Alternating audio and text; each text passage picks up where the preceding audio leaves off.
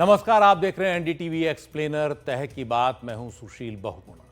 इतिहास इस बात का साक्षी रहा है कि दो देशों की लड़ाई पूरी दुनिया को किसी भी वक्त युद्ध की आग में लपेट सकती है। जून 1914 में जब ऑस्ट्रिया हंगरी के आर्क ड्यूक फ्रांस फर्डिनेंड और उनकी पत्नी की बोस्निया में हत्या हुई तो ऑस्ट्रिया हंगरी ने सर्बिया पर युद्ध का ऐलान कर दिया।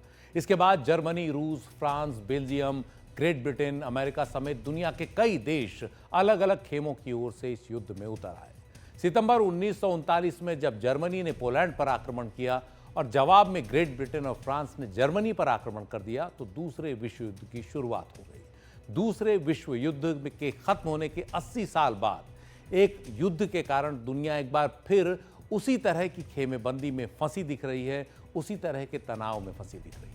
रूस और यूक्रेन के युद्ध ने दुनिया को दो हिस्सों में बांट दिया है। इस बार खास ये हो रहा है कि डोनाल्ड ट्रंप के सत्ता में आने के बाद अमेरिका की बदली रणनीति ने उसके पुराने विश्वस्त यूरोपीय साथियों को ही हैरान कर दिया है। लंदन में रविवार को आयोजित हुई इस ऐतिहासिक बैठक में अमेरिका के बदले रवैये से हैरान परेशान यूरोपीय देशों के 18 प्रमुख शामिल हुए।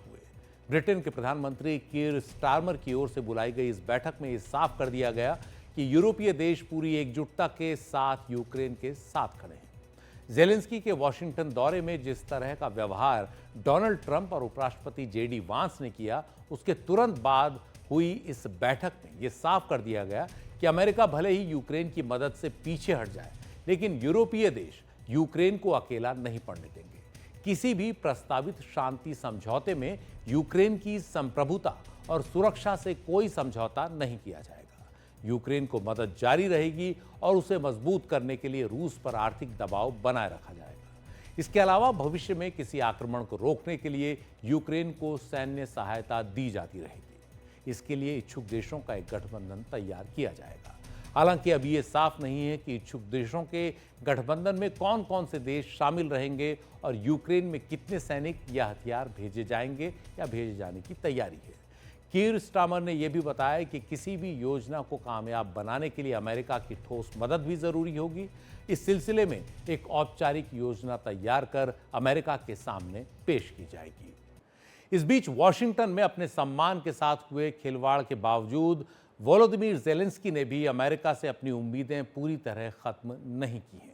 28 फरवरी को व्हाइट हाउस में अमेरिका के राष्ट्रपति डोनाल्ड ट्रंप और उपराष्ट्रपति जेडी वांस ने पूरी दुनिया के पत्रकारों के सामने जेलेंस्की पर आरोप लगाया था कि वो युद्ध में अमेरिका द्वारा यूक्रेन को दी गई मदद के प्रति शुक्रगुजार नहीं है। हालांकि जेलेंस्की ने मदद के लिए धन्यवाद दिया था। धीरे धीरे गर्माती गई इस बातचीत के दौरान जब जेलेंस्की ने कहा कि रूस के साथ मामले की गंभीरता अमेरिका अभी समझ नहीं रहा है, लेकिन बाद में उसे महसूस होगा, तो ट्रंप भी भड़क गए। 10 मिनट की इस तेज तर्रार बहस में यह भी साफ हो गया कि रूस यूक्रेन युद्ध के मामले में रूस के राष्ट्रपति व्लादिमीर पुतिन का कितना असर ट्रंप और वांस की जोड़ी पर है। यह बातचीत बिना नतीजे खत्म हो गई और जेलेंस्की को व्हाइट हाउस से जाने के लिए कह दिया गया। जेलेंस्की के मन में इस वाकये की टीस जरूर होगी, लेकिन शांति की खातिर उन्होंने हिम्मत नहीं हारी है। अपने एक नए वीडियो संबोधन में उन्होंने कहा कि वो अमेरिका की अहमियत समझते हैं और अमेरिका की ओर से मिली मदद के लिए उसके शुक्रगुजार हैं। Звісно, ми усвідомлюємо важливість Америки, і ми вдячні за всю підтримку, яку ми отримали від Сполучених Штатів Америки. Не було такого дня, щоб ми не відчували цієї вдячності, бо це вдячність за збереження нашої незалежності. Наша стійкість в Україні, вона базується на тому, що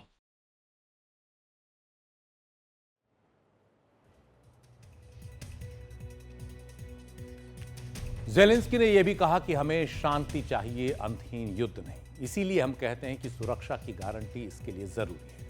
यूरोप के नेता जल्द ही हमारी साझा पोजीशन तय करेंगे और इसे अमेरिका में हमारे सहयोगियों के सामने पेश किया जाएगा। यह भी बताया कि किन बातों पर बिल्कुल भी समझौता नहीं किया जाएगा। दरअसल रूस यूक्रेन युद्ध को लेकर पूरा यूरोप ही अब सचेत हो चुका है।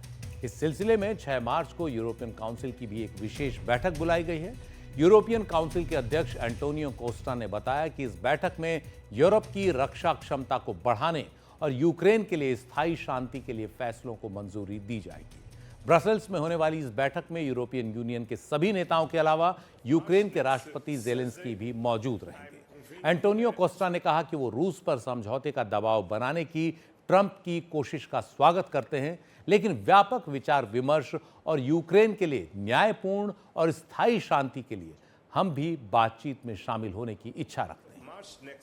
On the 6th of March, next Thursday, I'm convening a special European Council to approve, take concrete decisions to increase our defense own capabilities to become stronger, more autonomous, and more able to defend ourselves, but also to continue to support Ukraine to obtain a comprehensive, just, and lasting peace. No one more than Ukrainians want peace, and of course we are supporting them to achieve this lasting peace. Peace is not just a ceasefire. We offer Russia more time to come again stronger. What we want is a just and lasting peace. लेकिन ऐसी स्थायी शांति तब तक नहीं आएगी जब तक रूस इसके लिए राजी न हो जाए। रूस के विदेश मंत्री सर्गेई लावरोव ने यूरोप के देशों की इस बात के लिए आलोचना की कि उन्होंने ताज़ा बातचीत में रूस को शामिल नहीं किया। उन्होंने ये फिर साफ कर दिया कि रूस को ऐसा कोई भी समझौता मंजूर नहीं होगा जिसके तहत नाटो के सैनिक किसी भी भूमिका में यूक्रेन में तैनात होंगे, चाहे वो शांति सैनिकों की ही भूमिका क्यों ना हो। Этот вот план миротворцев на Украине – это продолжение наускивания киевского режима на войну против нас. तो तनाव साफ है। अब सवाल यह है कि क्या अमेरिका के पीछे हटने के बाद रूस यूक्रेन के बीच युद्ध और लंबा खींचेगा। अमेरिका के पीछे हटने के बाद यूरोप के देशों को यूक्रेन और अपनी सुरक्षा के लिए कितनी तैयारी करनी होगी और आज की स्थिति में उनकी ताकत कितनी है। दुनिया भर में इसे लेकर जानकार अपने अपने विश्लेषण कर रहे हैं। इसे समझने के लिए हमें पहले यूरोप में नाटो की तैनाती को समझना होगा। दूसरे विश्व युद्ध के समाप्त होने के बाद अमेरिका, कनाडा और कई यूरोपीय देशों ने सामूहिक सुरक्षा के लिए नॉर्थ अटलांटिक ट्रीटी ऑर्गेनाइजेशन यानी नेटो का गठन किया। तब से ही नेटो में अमेरिका की भूमिका सबसे बड़ी रही है। तत्कालीन सोवियत संघ के प्रभाव और सैन्य ताकत से निपटने के लिए अमेरिका यूरोपीय देशों में नेटो के तहत अपने हजारों सैनिकों को तैनात करता रहा है।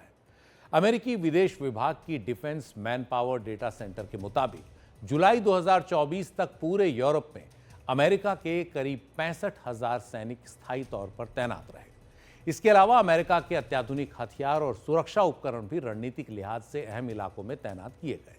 नेटो के तहत सबसे ज्यादा 34,984 अमेरिकी सैनिक जर्मनी में तैनात हैं।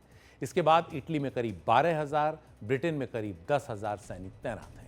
रूस के पूर्वी हिस्से से लगे पोलैंड में अमेरिका के 10,000 सैनिक तैनात रहते हैं और इसके अलावा बाकी सैनिक जो हैं जो इससे कम हैं वो अन्य देशों में तैनात हैं। यूरोप में तैनात अमेरिकी सैन्य सहायता के तहत यूरोप के 6 अलग अलग इलाकों में हथियारों और युद्ध से जुड़ी सामग्रियों के बड़े भंडार तैयार रखे गए हैं अमेरिका के द्वारा।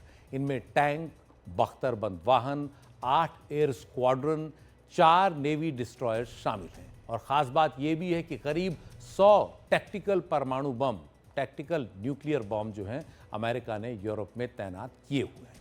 इससे आपको यह अंदाज़ा लग सकता है कि यूरोप को किस तरह से तत्कालीन सोवियत संघ और आज के रूस से अपनी सामरिक सुरक्षा को खतरा रहा है, जिससे निपटने में नेटो के तहत अमेरिका सबसे खास, सबसे बड़ी भूमिका निभाता है। लेकिन अमेरिका का वो खास सुरक्षा कवच अब यूरोप से छिनने जा रहा है। दरअसल अमेरिका का रक्षा बजट दुनिया में सबसे बड़ा रहा है, इसीलिए उसे एक वो रक्षा कवच की तरह काम भी करता रहा। 2024 में अमेरिका का रक्षा बजट 860 अरब डॉलर का था, जो नेटो के बाकी सभी सदस्य देशों के कुल बजट के 2 गुने से भी ज्यादा है। 2022 में जब से रूस ने नए सिरे से यूक्रेन पर हमला किया, उसे सबसे ज्यादा सैनिक मदद अमेरिका से ही मिली। अमेरिकी विदेश विभाग के मुताबिक यूक्रेन को करीब 65 अरब डॉलर का सैनिक साजो सामान भेजा गया। इसके अलावा अन्य प्रकार की अमेरिकी मदद भी जोड़ दी जाए तो कुल मिलाकर 183 अरब डॉलर की मदद अमेरिका अभी तक यूक्रेन की कर चुका है। यह आंकड़े यूक्रेन को मदद का रिकॉर्ड रखने के लिए बनाई गई अमेरिकी सरकार की वेबसाइट यूक्रेन ओवरसाइट के हैं।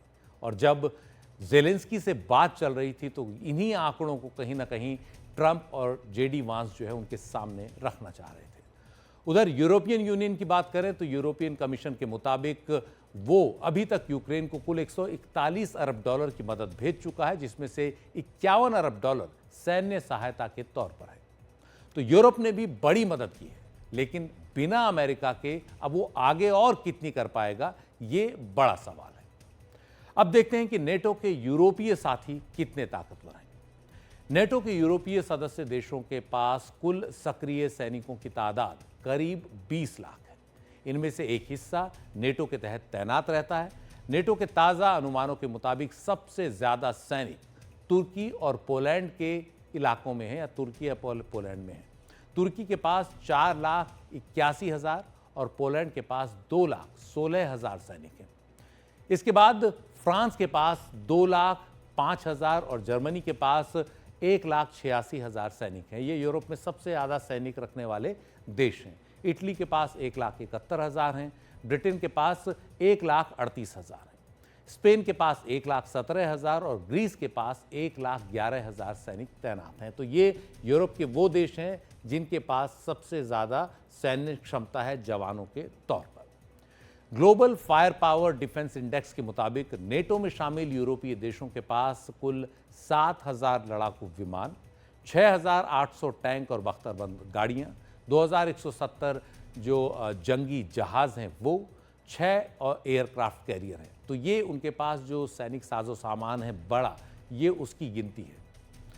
कुल मिलाकर यूरोपियन यूनियन के पास भी सैन्य क्षमता कम नहीं है। अमेरिका के पीछे हटने के बाद यूक्रेन को इसी सैन्य ताकत के भरोसे रहना होगा। इकोनॉमिक थिंक टैंक ब्रॉयगल के मुताबिक अमेरिका के पीछे हटने की स्थिति में यूरोप को अपनी सैन्य ताकत और बढ़ानी होगी। यूरोप के देशों को करीब 3 लाख अतिरिक्त सैनिकों की भर्ती कर कम से कम 50 नई ब्रिगेड तैयार करनी होंगी, ये इस थिंक टैंक ने कहा है। और ये इसलिए कि वो अमेरिकी सैनिकों की जगह भर सके। इसी के मद्देनज़र यूरोपीय देशों ने अपनी तैयारी शुरू कर भी दी है। पिछले ही हफ्ते ब्रिटेन ने ऐलान किया कि वो अपना रक्षा बजट कुल जीडीपी के 2.5% तक बढ़ा देगा। ब्रिटेन हर साल 16 अरब डॉलर अपने रक्षा बजट में बढ़ाएगा, जो अभी 68 अरब डॉलर के करीब है। ब्रिटेन के प्रधानमंत्री के मुताबिक उनकी सरकार शीत युद्ध खत्म होने के बाद से अब तक रक्षा बजट में सबसे बड़ी बढ़ोतरी करने जा रही है। उधर जर्मनी भी खास है, उसने भी अपनी रक्षा क्षमताओं को बढ़ाने के लिए 100 अरब डॉलर से ज़्यादा के स्पेशल फंड का ऐलान किया है, जो पहले से मौजूद 52 अरब डॉलर के रक्षा बजट के अतिरिक्त होगा। शीत युद्ध खत्म होने के बाद पहली बार पिछले साल जर्मनी का रक्षा बजट उसके जीडीपी के 2% से ऊपर गया है। तो ये तो कुछ यूरोपीय देश हैं, इसके अलावा फ्रांस है और बाकी अन्य देश जो हैं वो भी अपने रक्षा बजट बढ़ाने जा रहे हैं, ताकि यूरोप एकजुट होकर के रूस के सामने खड़ा हो सके और यूक्रेन की मदद कर सके। 2022 में यूक्रेन पर रूस के हमले के बाद नेटो के सभी सहयोगी देशों ने अब अपने रक्षा बजट को इस तरह से आगे बढ़ाने या उसमें बढ़ोतरी करने की कोशिश की। अब देखते हैं कि रूस की जो सैन्य ताकत है वो क्या है, जिसके आगे यूरोपीय देश जो है वो अपने आप को इतना सैन्य तौर पर मजबूत करने की कोशिश कर रहे हैं। आज की तारीख में रूस के पास करीब 13,20,000 सक्रिय सैनिक हैं। इनमें से लाखों इस समय यूक्रेन की सेना के साथ सीमा पर लड़ रहे हैं। Georgian foundation for strategic and international studies के मुताबिक रूस की सैन्य क्षमता का एक हिस्सा पूर्वी सोवियत संघ का हिस्सा रहे कुछ देशों में भी मौजूद है। जैसे बेलारूस में उसके 2 बड़े सैन्य बेस हैं, 2 बड़े सैन्य बेस कजाकिस्तान में हैं, 2 सैन्य बेस आर्मीनिया में हैं, 2 सैन्य बेस जॉर्जिया की विवादित जमीन साउथ ओसेशिया और अबखाजिया में है। इसके अलावा किर्गिजिस्तान, ताजिकिस्तान और मोल्डोवा से अलग हुए हिस्से ट्रांसनिस्ट्रिया में रूस का एक सैन्य बेस है। तो रूस के कई सैन्य बेस उसके आसपास के कुछ जो देश हैं उनमें भी हैं। 2022 तक ताजिकिस्तान के दुशांबे में रूस का सबसे बड़ा सैन्य बेस रहा, जहां 7,000 सैनिक तैनात थे। सैनिक साजो सामान की बात करें तो global fire power defence index के मुताबिक रूस के पास 4,292 लड़ाकू और अन्य फौजी विमान थे, 5,750 टैंक, बख्तरबंद गाड़ियां थीं, 449 जंगी जहाज और एक एयरक्राफ्ट कैरियर। तो ये रूस का सैनिक साजो सामान है जो बड़ा है। इसके अलावा हथियार और गोला बारूद अलग है। अगर अमेरिका पीछे हट जाता है तो रूस का सैनिक साजो सामान और नेटो में शामिल यूरोपीय देशों का सैनिक साजो सामान लगभग टक्कर का हो जाता है। यूरोपीय देशों का थोड़ा ज्यादा है, लेकिन रूस के हौसले का सामना करने के लिए यूरोपीय देशों को अपनी सैनिक ताकत को अब और बढ़ाना जरूरी हो जाएगा। ब्रॉयगल थिंक टैंक और द कील इंस्टीट्यूट की एक साझा रिपोर्ट में चेतावनी दी गई है कि यूरोप को रूस की नई आक्रामकता का सामना करने के लिए तैयार रहना चाहिए और अगले 3 से 10 साल में रूस यूरोपीय देशों पर हमला करने के लिए तैयार हो सकता है, ये इस रिपोर्ट में कहा गया है। इस रिपोर्ट में विस्तार से यह भी बताया गया है कि रूस से निपटने के लिए पूर्व सोवियत संघ यानी तत्कालीन जो सोवियत संघ था उससे अलग हुए बाल्टिक देशों में यूरोप को भारी तादाद में सैनिक और सैन्य साजो सामान तैनात करना होगा। अगर लड़ाई हुई तो पहले 3 महीने के लिए 1400 टैंक, 2000 इन्फेंट्री फाइटिंग व्हीकल्स और 700 तोपों की जरूरत पड़ेगी, जो फ्रांस, जर्मनी, इटली और ब्रिटेन की कुल सैन्य ताकत से ज्यादा है। इसके अलावा ड्रोन्स का उत्पादन भी काफी बढ़ाना होगा, जो अब युद्ध में बहुत ज्यादा इस्तेमाल हो रहे हैं हथियारों के तौर पर। तो ये इस रिपोर्ट में कहा गया है, आकलन कर सभी जो देश हैं उनकी सैनिक तैयारियों का। रिपोर्ट के मुताबिक बीते 2 साल में रूस ने अपनी अर्थव्यवस्था और अपने पूरे देश को युद्ध में उतारा हुआ है और अपना हर संभव संसाधन वो युद्ध में झोंक रहा है। रूस को सोवियत दौर के बचे हुए अपने बड़े बुनियादी ढांचे और हथियारों का भी फायदा मिल रहा है। वो हर साल 1500 टैंक, हजारों बख्तरबंद गाड़ियां और सैकड़ों तोपें बना रहा है। द ब्रॉयगल कील रिपोर्ट में सुझाव दिया गया है कि यूरोप के सभी देशों को अपने सामरिक मतभेदों को भुलाकर साथ आना चाहिए और यूरोप के इन देशों को अपना सैनिक बजट 125 अरब यूरो से लेकर 250 अरब यूरो के बीच बढ़ा देना चाहिए, जो उनके जीडीपी का 3.5% होगा। इसमें जर्मनी को सबसे बड़ी भूमिका निभानी चाहिए, ये इस रिपोर्ट में कहा गया है। तो कुल मिलाकर रूस यूक्रेन युद्ध ने पूरी दुनिया के एक बड़े हिस्से को इस तरह से मथ दिया है। अब देखना है कि आने वाले दिनों में अमेरिका और यूरोप इस युद्ध को खत्म करने में क्या भूमिका निभाते हैं। एनडीटीवी एक्सप्लेनर में आज इतना ही। नमस्कार।